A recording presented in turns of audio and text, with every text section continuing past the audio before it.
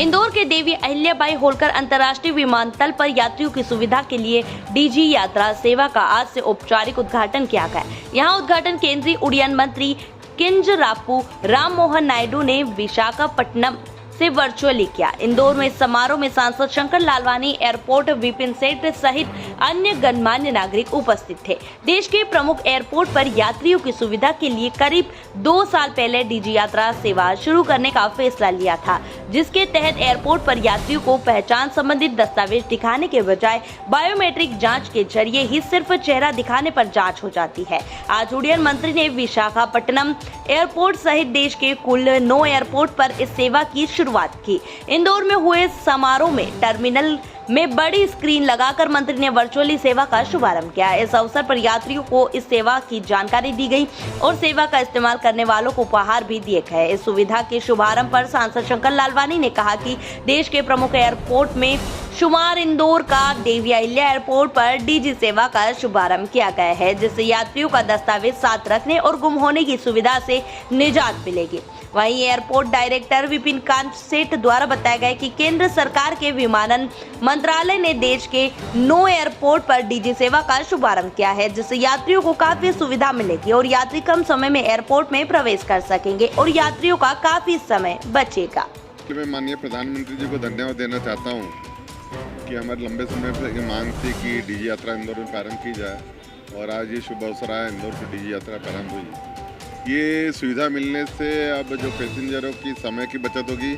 जो एक line Q लगती थी जब एयरपोर्ट पर नंबर ऑफ़ फ्लाइट ज़्यादा होती थी तो लंबी लाइन लगती थी, इसके माध्यम से यात्री जल्दी जा सकते हैं। ऐप डाउनलोड कर वो घर से नो फिजिकल भी की ज़रूरत नहीं पड़ेगी, न दिखाने की ज़रूरत पड़ेगी बोर्डिंग कार्ड।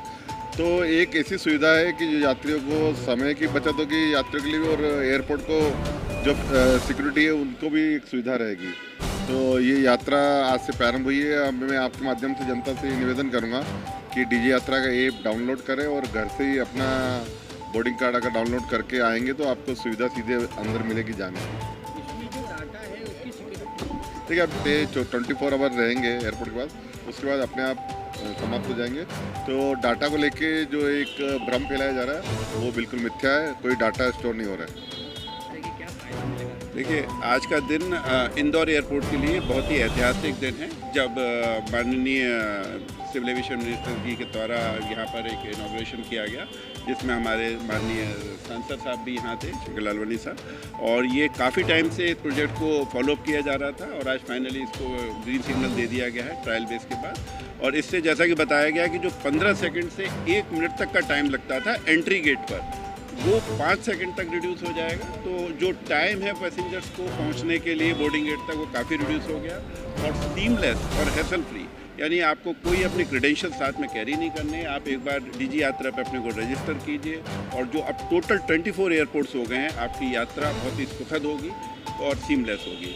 इसके साथ साथ जो प्राइवेसी का इशू किया जा रहा है, बताया जा रहा है, वो बिल्कुल इसमें सेफ़ है और कोई भी डाटा पब्लिक में शेयर नहीं होता है, आपके मोबाइल ऐप पर ही रहता है और उसके बाद 24 घंटे के अंदर डिलीट हो जाता है।